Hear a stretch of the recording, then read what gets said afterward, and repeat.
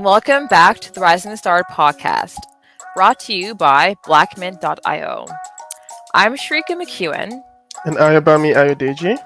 and we're your hosts for today. So, as you all know, this show is for students and recent graduates looking to be inspired by professionals who look just like you, making it big in the tech industry. Oh, yeah. So, we want to inspire all of you guys to pursue a career in technology so that together we can create a more diverse and inclusive technology industry. Because, after all, diverse teams build better products. And as always, we've got the blueprint for you right here. So today, we have a very special guest, my longtime friend, Adiela Aviram. Adiela has been a leader in the tech industry for quite a few years now, and I can't wait to jump in because I know this is going to be an amazing episode. So without any further ado, I bring you Adiela Aviram. Hey Ella. Hello. Hi, Adiela. Hello. How you doing? I am wonderful. So excited. Awesome. I'm glad you're excited. We have lots of questions for you. Yep, quite a bit actually. All right. All right. So, everyone, we have Adiela here. It's a pleasure for you joining us on the Black Mint podcast, more importantly. And so today we're going to be asking you, quite a bit of questions, but again, no worries at all. They'll be fairly fun for you.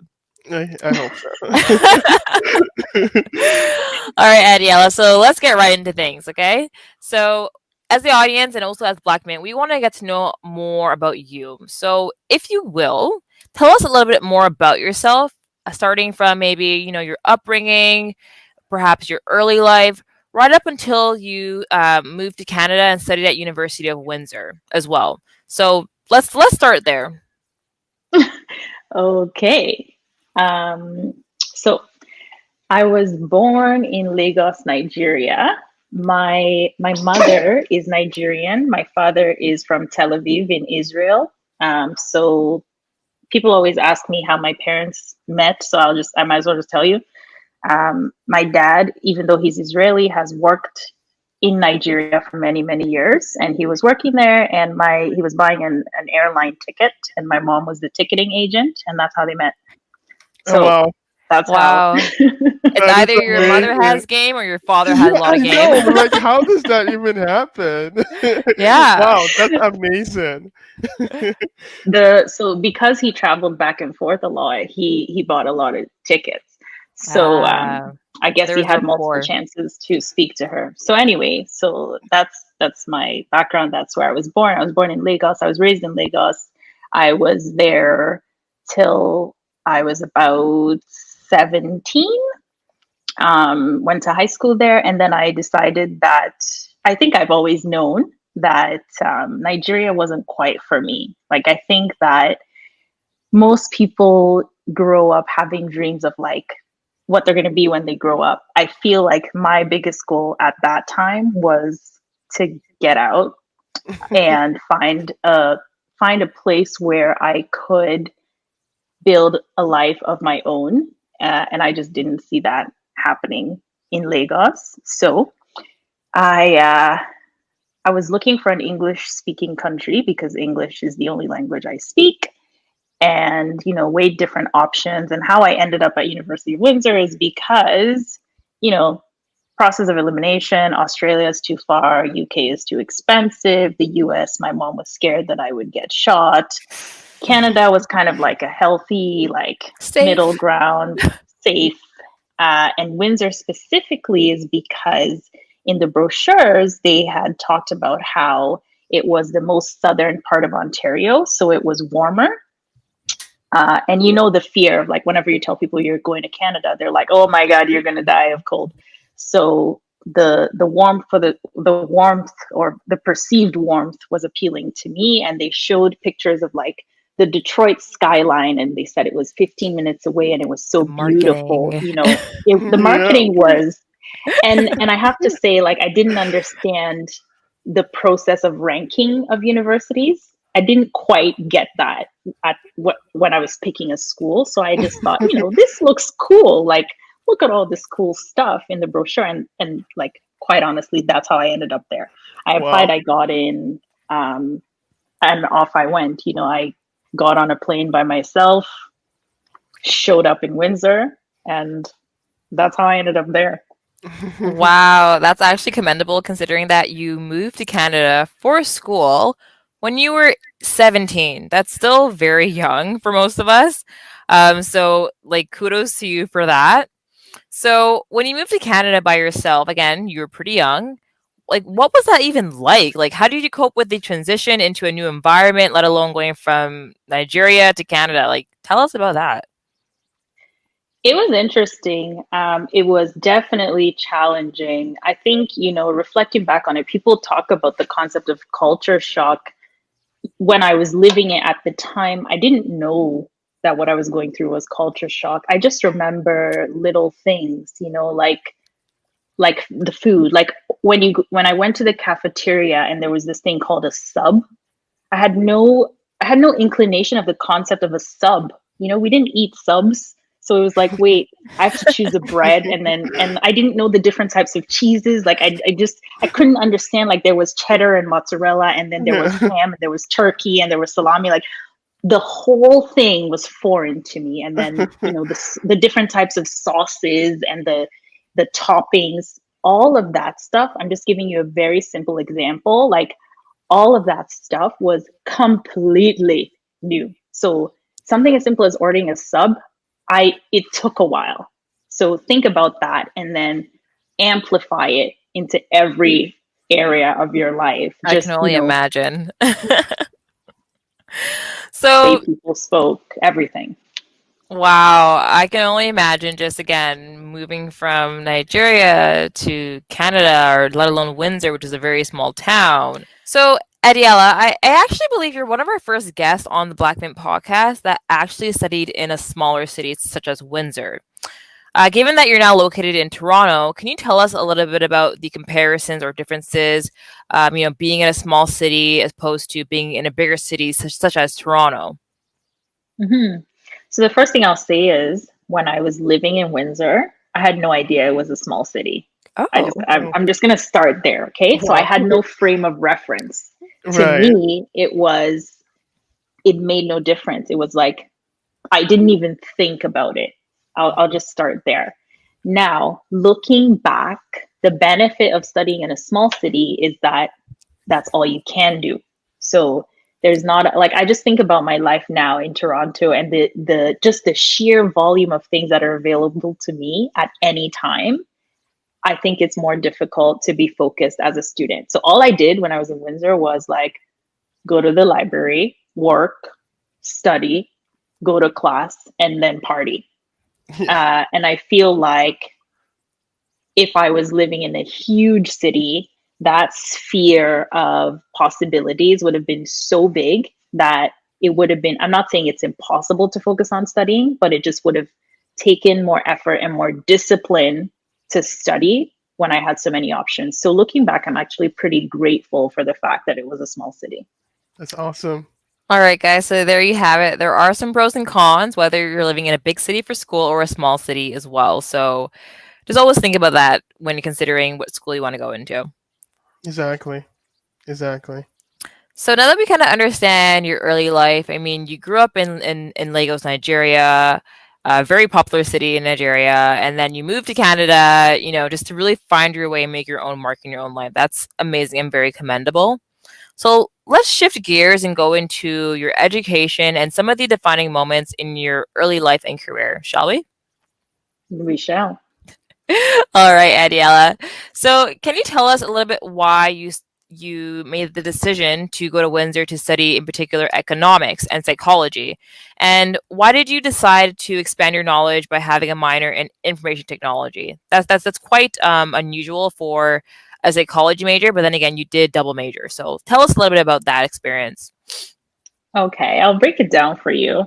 When I started my undergrad, I wanted to be a clinical psychologist. So I wanted to be a therapist. That's what I wanted to do. I like talking about my feelings. So as an adult, now I'm confident to say, like, I just like to talk about my feelings. take it or leave it.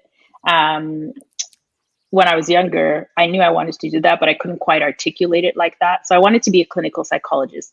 However, more than I wanted to be a clinical psychologist, I wanted to stay in Canada. Not only did I want to stay in Canada, I felt that I needed to stay in Canada.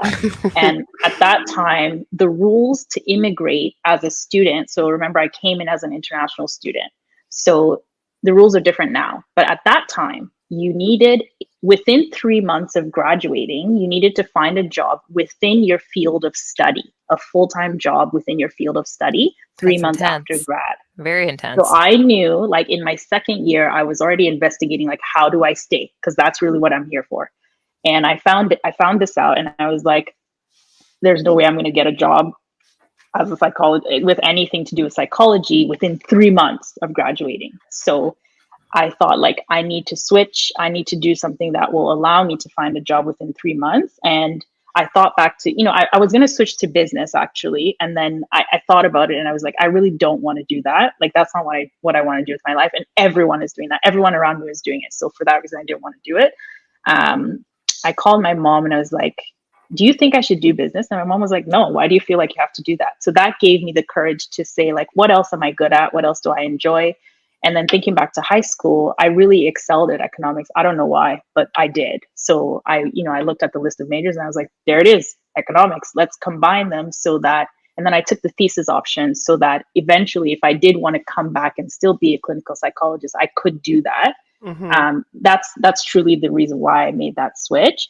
And then for the IT, at that time, I think the intro to computer science class was a requirement. So I took that class, and I remember at the end of one of the classes, a professor came in and was like, we have this minor in IT, and he gave such a good talk. He said, you only have to do this list of courses to get the minor. And I just thought, this is a great idea. I was just convinced by just that 1 20-minute talk.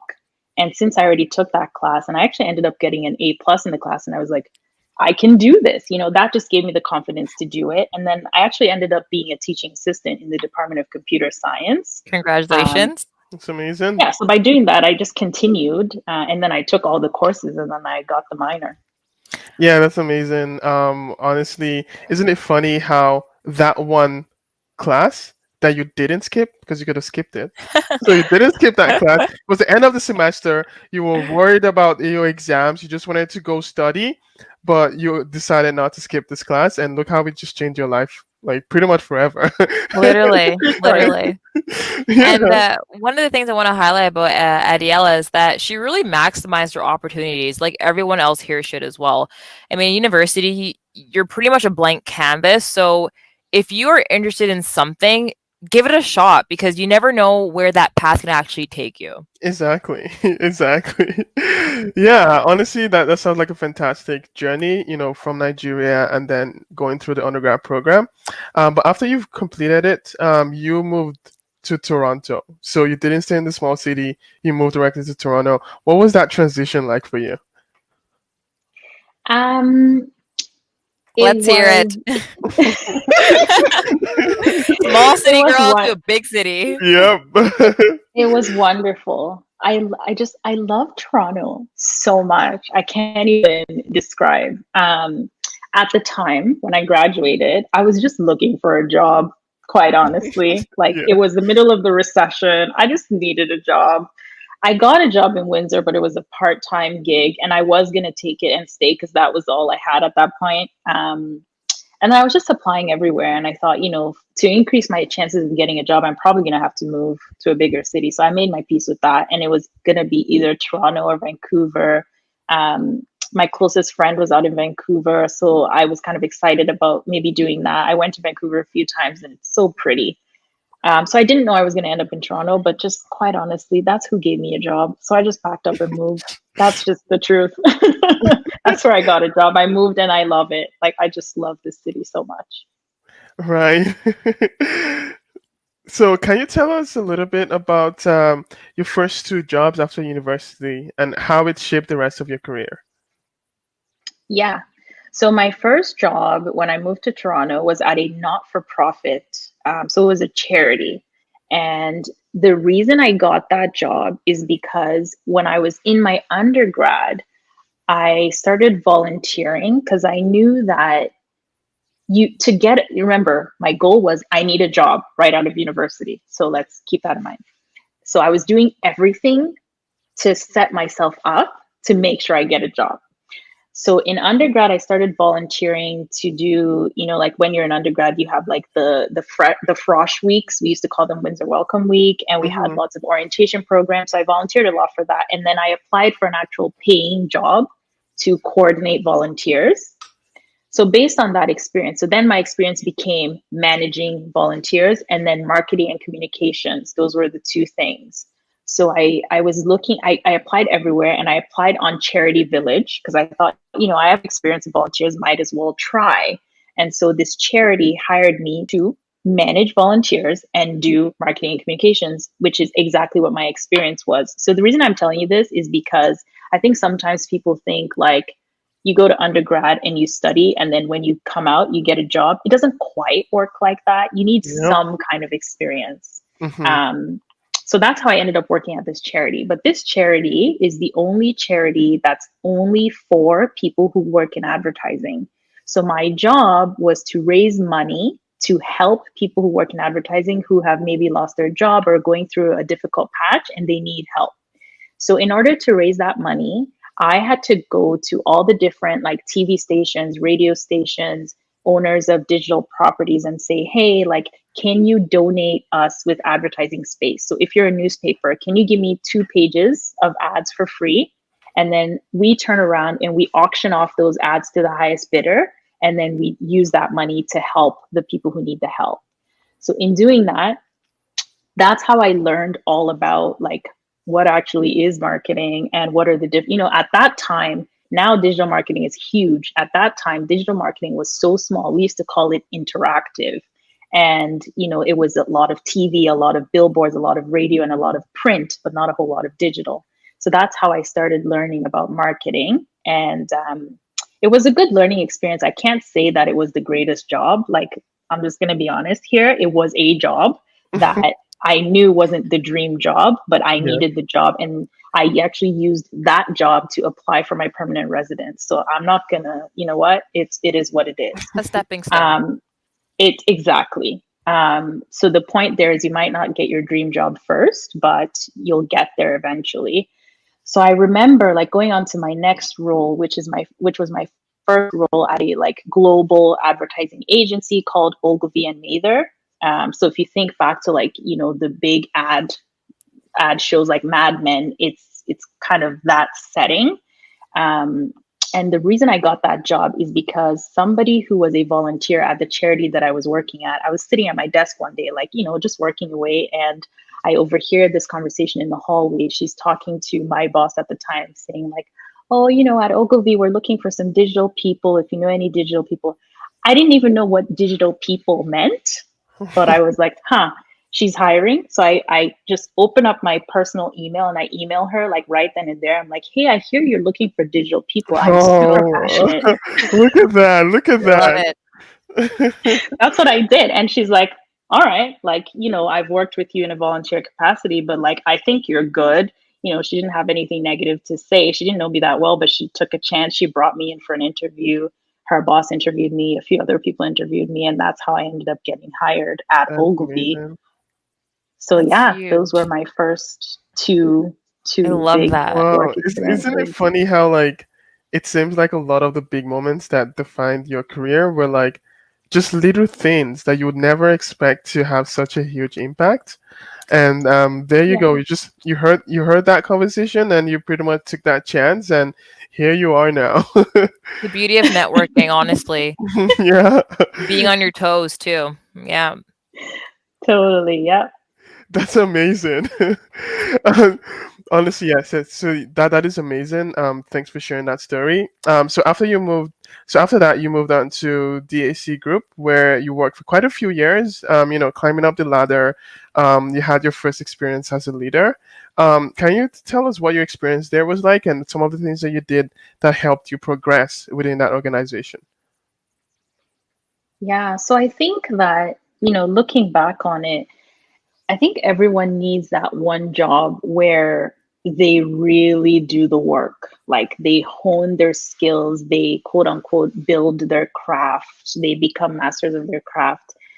For me, that was the job. Mhm. So it was very like, I was so focused in those five. I was there for almost 5 years. I, took a break in between for 6 months to have my first child. But yeah, it was almost 5 years. And that was the job where I really, really honed my craft, like as a marketer and as a, professional. And what helped with that is just I had this core belief that my work would speak for itself. So networking is great. I have to be honest, I didn't quite get around to networking until very recently. When I was at that job, I wasn't big on networking. I was just big on my work will speak for itself. And that's all I did. I focused on the work 100% and I just put in the work, like just day and night. I wouldn't advise, sleeping and waking up with your laptop. But if I'm being honest, I did do that at the beginning. And I just, was very intent on proving myself and on learning, and that's what I did there. Wow. Wow, fabulous, fabulous. That's amazing. So, so you were able to be successful at that organization, and then you moved on to Cardinal Path. So what was that like? And it looks like you only spent a few months there. So what was that experience like? Yeah, so when I was at DAC, and I will say, like, the reason why I was able to move up is that I had a boss who actually recognized my abilities and just helped me, helped propel me forward at that Okay. role. So while I was there, I kind of started to feel like I wanted to do something different, coming up on 5 years. That's a long time for today. It's not like we're not in the generation of 30 years. So Yeah. I knew I wanted to do something different. And DAC it was an amazing experience, but it's a digital marketing agency. And I felt like I wanted to get out of the agency world.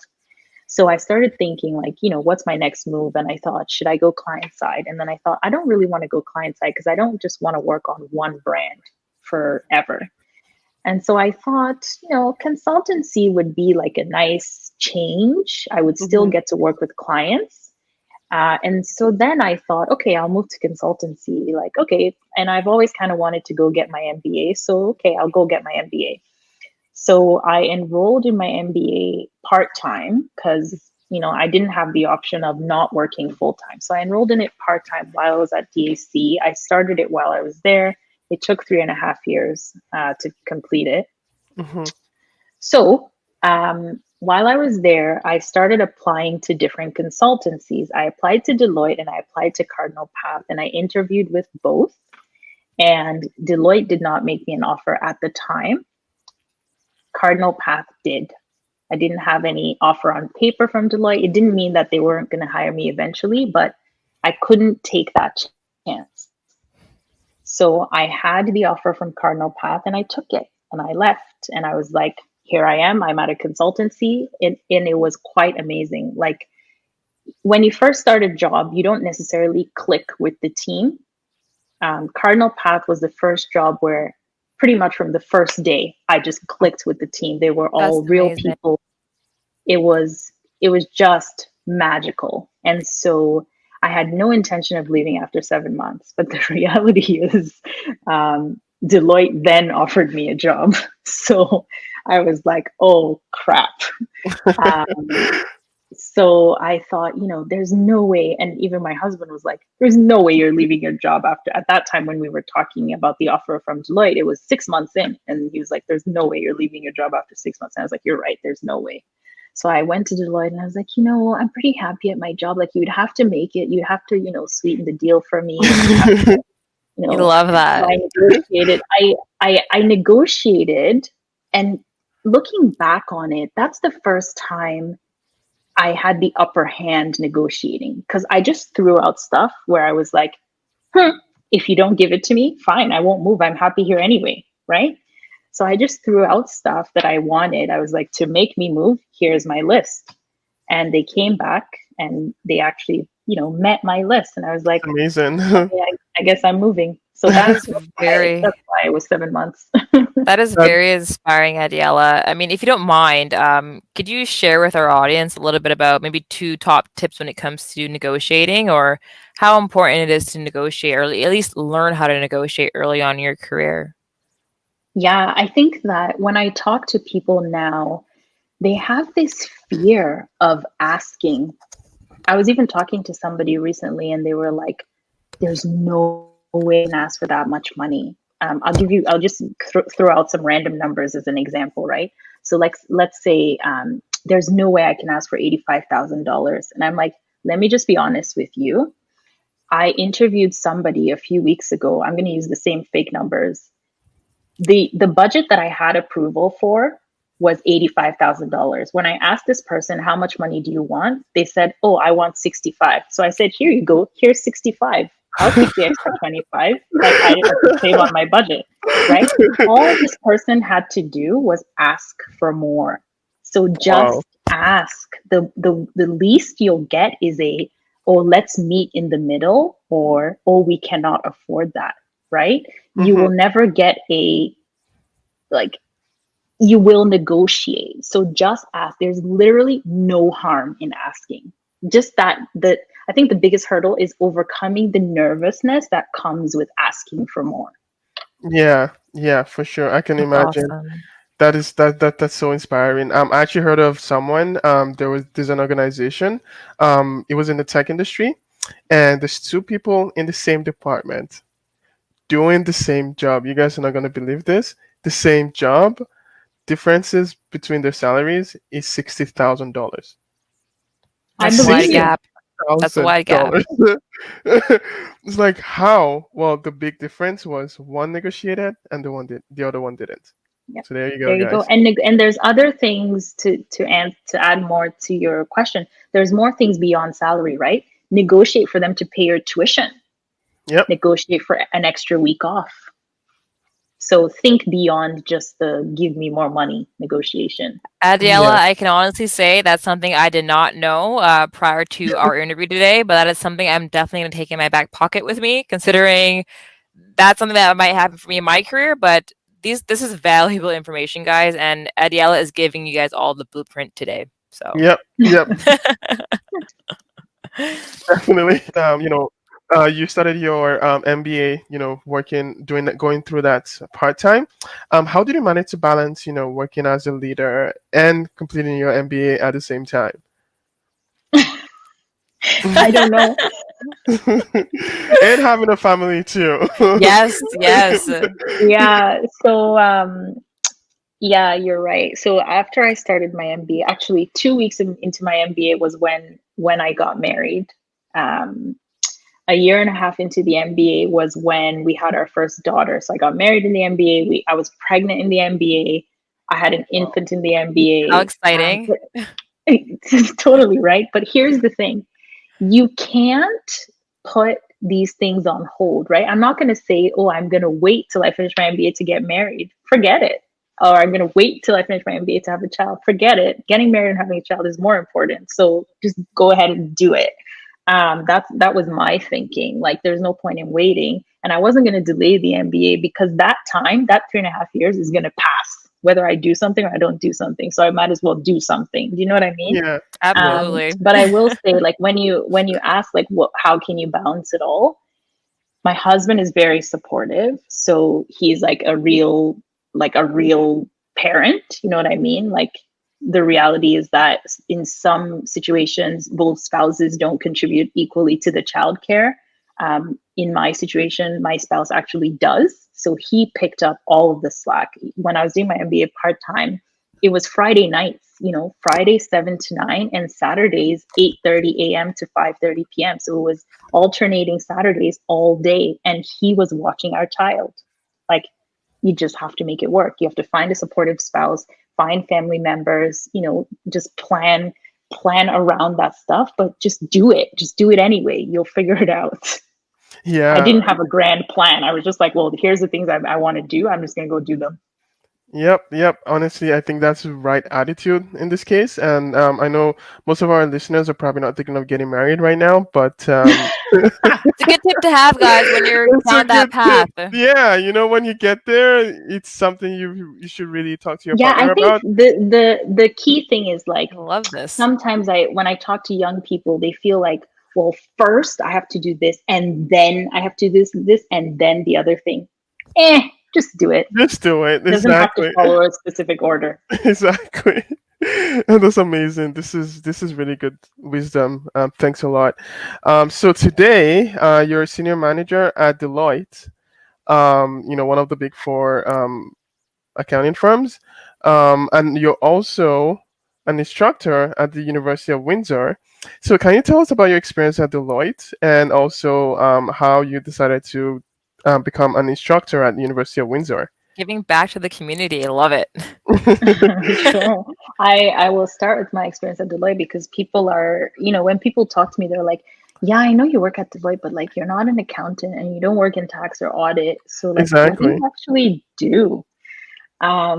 So I work in a team called Advertising, Marketing, and Commerce. And what we do is we help large companies deal with many different kinds of marketing and marketing technology and e-commerce problems. So think of a large bank. Let's say that they've spent a ton of money getting all this marketing technology. They need a marketing technology to help them advertise. They need one to help them manage their customers. They need one to help them manage their call center. So they've spent all this money, they've bought all this marketing technology, and now what do they do with it? They call me up and we deploy a team to go down there and say, how can we help you use this technology better so that all the money that you've spent on it doesn't go to waste? So, since I'm a marketer by trade, I understand how marketing works. Remember back to my experience at all the marketing firms. Now I use that experience to help clients solve all and any marketing and marketing technology problems. That's Hope that Wow. amazing. helps. Yeah, it really does. Honestly, I love how you summarize that experience. Like the way you broke it down and the way Building blocks. yeah, it's amazing. Like really, really crisp, short answer to that question. Amazing. And for you guys Thank you. listening, this is an example of you don't have to be a programmer to work in the tech industry. There's a lot of different ways you can work in the tech industry. There's a So lot of many ways, avenues. yeah, so many avenues to succeed and build a whole career and actually climb up the ladder. So yeah, just look at what you're passionate about and within the tech industry, of course. and, and yeah, there you go. Yeah, and then to my so now I just took on a role as a course developer and an instructor at Windsor. So teaching is definitely one of my passions, and I've always wanted to teach. And I couldn't before COVID, I couldn't have taught at Windsor because I would actually physically have to be there. But now they're doing online courses, and what's funny is when I was a student in Windsor, remember I told you like I was a volunteer, and then I got a paying job to help manage volunteers. The woman who gave me that job, like my first real job ever in my life, is the same person who hired me to develop and teach now, I 12 years love later. that. Oh my The power god. So, of networking, guys. That is amazing. What a story. yeah, What a story. I That's love that. amazing. Okay. So how's that going so far? I know you just started, a couple of months ago. How's that going so far? I love it. So right now I'm still in development. So I'm developing the course. And what you do is you start off with like, here's my outline. Then from the outline, you go to like, here's what I'm going to teach each day. Like you break it up and then you start building out the different chunks. So that's what I'm doing right now. And I'm actually almost done. We're almost at our final cut of the entire course. And it's digital Hmm. marketing and e-commerce strategy. So Very nice. I'm in my Wow. course. Very nice. That's amazing. Is that going to be in the Faculty of Business? Yes, and it's online. Oh, Very nice. awesome. This is going to be starting winter 2021 or fall 2021. I think it's mid 2021. All right, Oh. guys, you heard Adiela. If you are going to Windsor, take her course. It's in the business faculty, so you have it there. Yep. Wow. So now that we understand a lot about your career journey and where you are now from being in Windsor to being in Toronto at Deloitte, can you tell us about some of the major skills or key skills required for when it comes to becoming a leader in digital marketing like yourself? So I think that when you're starting out, so I'm going to differentiate between hard skills and soft skills. Hard skills are like, I know how to code in Python. Soft skills are, I know how to break down a complex topic into simple chunks so that people can understand. Hard skills may or may not be transferable. Soft skills will always be transferable. So the way I see it is that when you're starting out in your career, you need the hard skills. Nobody's gonna doubt or devalue that. So start off with your hard skills, figure out what it is you're passionate about, and it really doesn't matter what, just whatever it is. So start off there. But the truth is that as you grow in your career, the soft skills are going to matter more. So what I often see is that people want to be leaders and they've got the hard skills. They really have it, but they don't have the soft skills and they can't progress because of that. So when I speak to young people, I say like the hard skills are important, but don't forget the soft skills because that's what you'll need to climb up. Because by the time you start managing people who manage people, nobody's going to care that you can code in Python, right? It's going to matter much less. What's going to matter is like, how can you motivate people? How do people feel when they're in a room with you? Do you help them feel like they can bring their full selves into the workplace? Or are you just kind of like a non-human kind of machine operator kind of person? Do you know what I mean? Yeah, yeah, for Absolutely. sure. So for people looking for, that's my opinion on how to progress, is like focus in the beginning, obviously on the hard skills, but make sure that you're putting in the effort to build soft skills. And when you think about soft skills, you have to think about like empathy and communicating and writing. I cannot tell you how much time I spend editing people's emails because they cannot proofread, because they haven't built the habit Uh-oh. of proofreading their email. Wow. Simple things like that, like construction of words and sentences and the way you communicate with people and realizing that everything is not about you. Just those things help build leadership.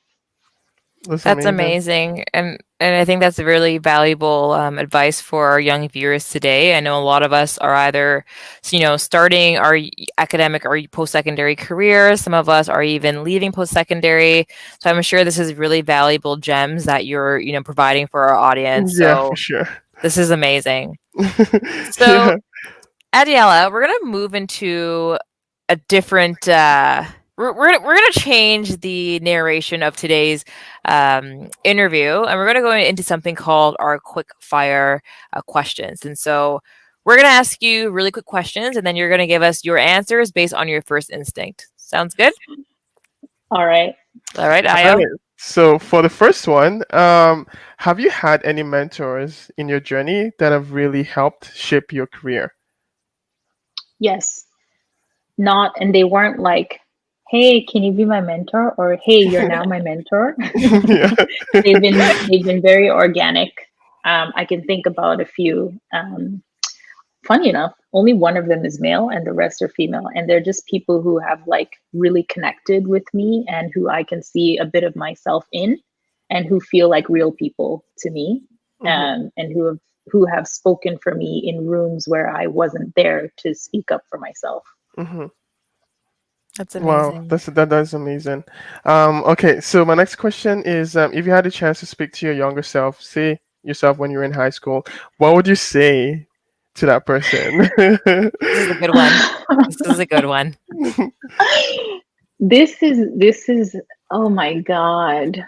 17 What I years would old, say, traveling to what I Canada. would say is it's not going to matter. Oh. Like the thing that you're freaking out about in the grand scheme of your life, it's not going to matter. That's what I like. I would actually scream it at my 17-year-old self. I was thinking about this the other day. So in the school system in Nigeria, you have this like standardized testing to when you're done with high school to go to like college or university, and there's like subjects, like math, English, chemistry, blah blah blah. I remember looking at my results and I failed chemistry. Like I actually failed. I'm not a person who fails things. Like I was actually a pretty good student. So I looked at the results and I failed chemistry, like not a little bit, like I failed. And I remember having like the most epic teenage meltdown. Like it was an existential crisis at that Uh-oh. time, I me can failing imagine. chemistry. But the reality of it is it doesn't matter. Like it really doesn't. I mean, I yeah, still, like your career, We're watching a obviously. living example, guys. Yeah, exactly. And it's never too late, honestly. Like Oh yeah.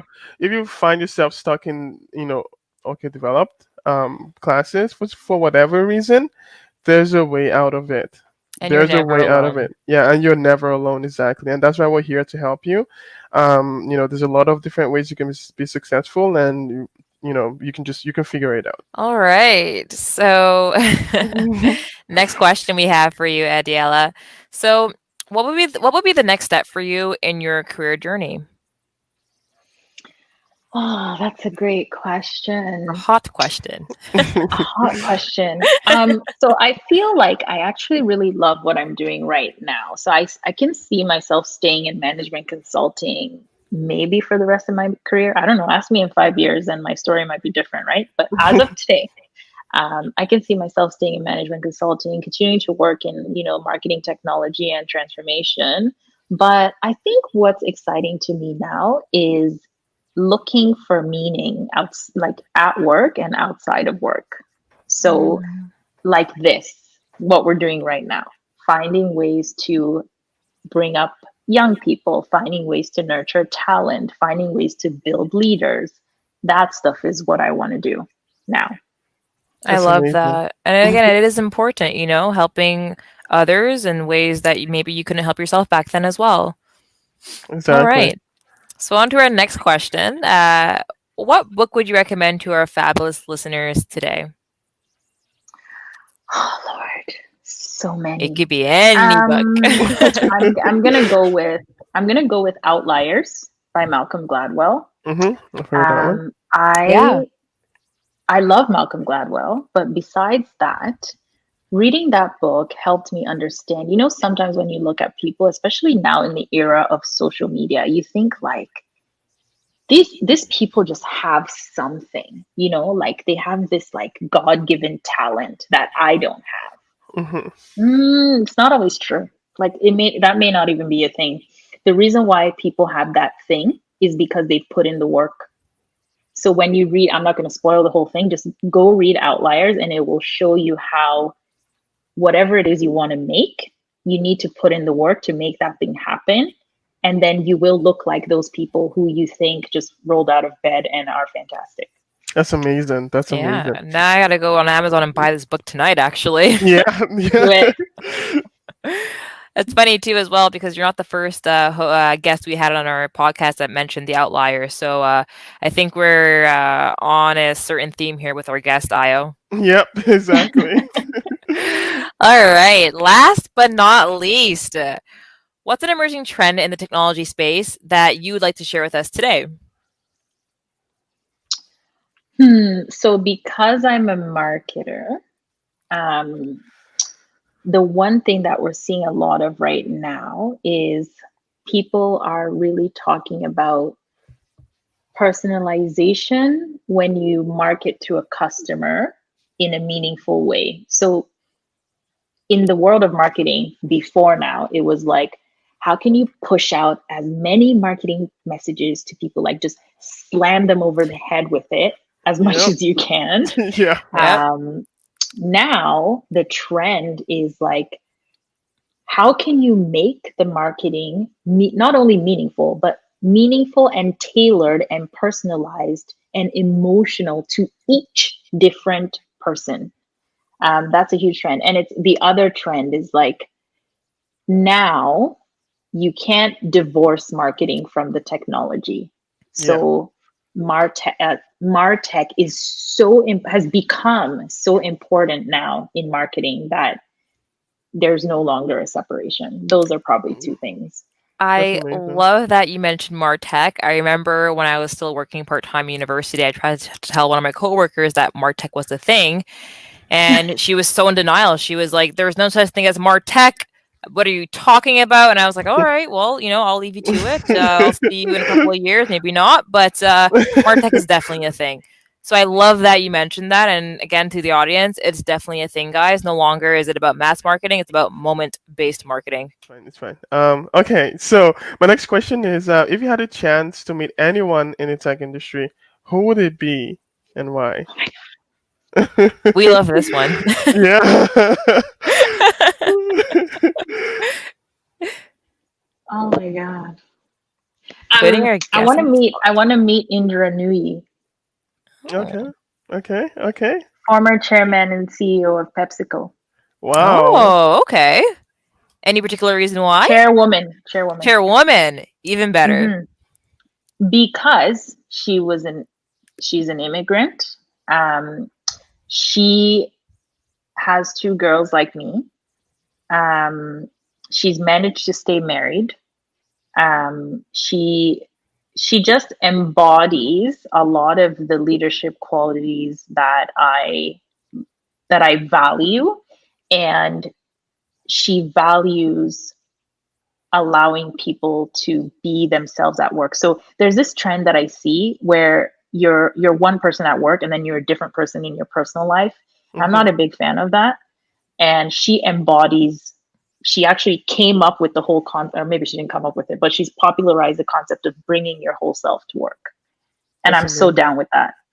I That's love amazing. that. I I love love that. it. Okay, so what are your favorite? Can you mention one of your favorite technology products and one of your least favorites and why? My favorite technology product is my phone, 100%. Um, Yeah. I wouldn't be able to do anything without it. What's my least favorite? Oh my God. Could be anything. Um, It I doesn't don't have to like be. It social does. media. I don't like social media. Oh, Oh, what? from Okay, a so digital marketer. I'm a Okay. user. I'm a user and I'm a marketer, but like it's just starting to bother me a lot lately. oh wow, When you that's a really think about it, Kind of want to yeah. yeah, scratch the surface on that one. I kind of want to ask a one little question as to why. yeah, So I'm yeah. quite Do it. what? curious. I want to hear from a digital marketer, especially. Exactly. Because because it instead of, so I'll give you an example. This was from Malcolm Gladwell. He was talking about how he was in a shop buying ice cream, and then there was a mother with her kid also buying ice cream. And then she bought the ice cream for her kid. They sat at the table, and the kid was like, "Mom, take a picture of me." And then the mom takes a picture of the kid. "Mom, show me the picture." And then the mom shows the picture, and then they're doing the filters and all that stuff. So essentially, it takes away from the moment, right? Like because it's so prevalent, you've now stopped living your life, and you just care about curating those like small boxes so you can get a lot of likes. And the more I think about it, the more it bothers me. And I could talk about this for ages, but especially with kids, parents talk about seeing their kids literally fade away into their screens. Yeah, And when I yeah, think about my kids and I think about the danger of that, it just bothers me. I don't yeah. blame you. I mean, for us growing up, social media was not as prevalent, so I can only imagine for the younger generations who are going to be having families, what that will be like for their children. Um, And for the listeners of this podcast, like how many of them have faded away into their screens? I may not even know it either. Yeah. Yeah, yeah, exactly.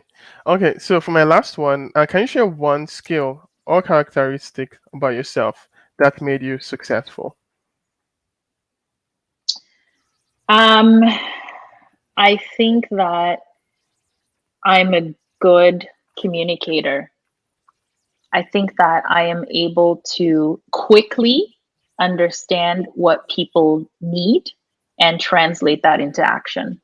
That's amazing. That is so valuable, guys. And just like Adiela said earlier, guys, get those hard skills in the beginning, but it's your soft skills that make you, that Into a take you leader. far. They Yeah, make you a leader as well. yeah, exactly. Well, thank you so much, Adiela. This has been an amazing episode, just like I knew it would be. I really learned a lot from this. Likewise. I can imagine, listeners also learning a lot from this. Yeah, so this is really valuable. Thank you so much. And Thank you. yeah. It was a pleasure. I've had a blast. Thank you. All right. Bye. Bye. See you later. See Until you. next time, Bye. guys. Bye.